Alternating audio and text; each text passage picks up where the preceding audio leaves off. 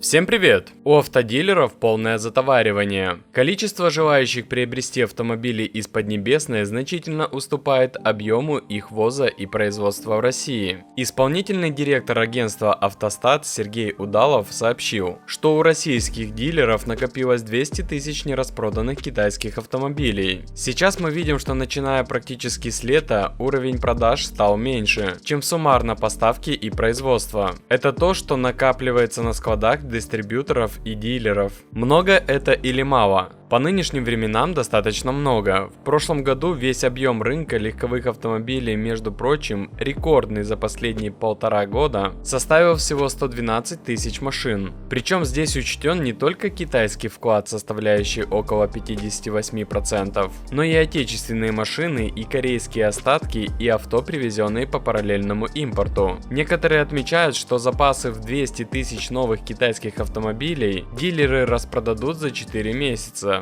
В нормальной рыночной ситуации дилеры формируют запасы даже на 1-3 месяца вперед. Текущий запас вполне нормальный, уверяют эксперты, но на самом деле не распродадут. На следующий месяц на рынок хлынет еще порядка 150 тысяч китайцев. Большая часть из них застрянет на складах. А еще сколько есть на складах никому не нужные москвичи и лады. Вроде бы рецепт прост. Урежьте вы наконец ваш конский ценник, и люди к вам потянутся.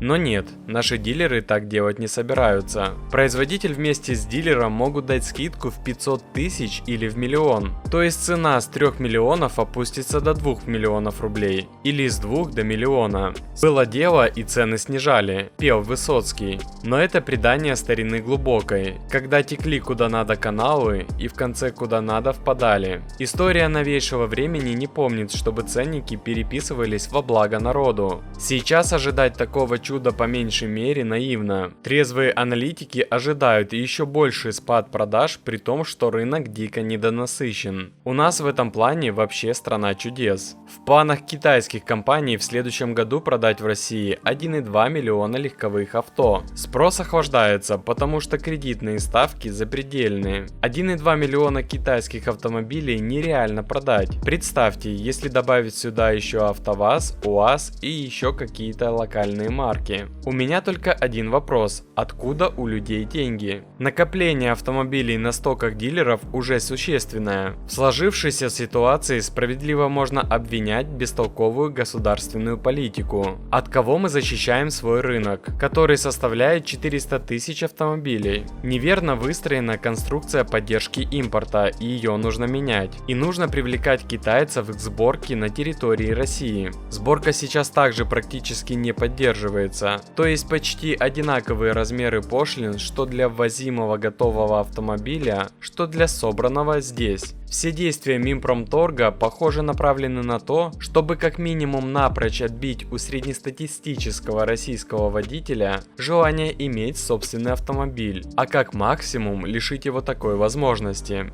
Во время недавней прямой линии с народом президент Российской Федерации сказал: «Мы передоверились нашим так называемым партнерам, и вот эта отрасль автокомпонентов у нас практически была утрачена совсем, поэтому ее нужно создать». Минпромторг этим занимается, задача решается. Я, знаете, стараюсь так аккуратно говорить, потому что скажешь завтра, а завтра не успеет сделать. Но я вас уверяю, производители активно работают. Поскольку проблемой занимается именно Минпромторг, то производители и продавцы уверенности президента не разделяют. Они уже подготовили очередные повышения цен в начале следующего месяца. А как считаете вы, кто виноват в высоких ценах? Пишите в комментариях.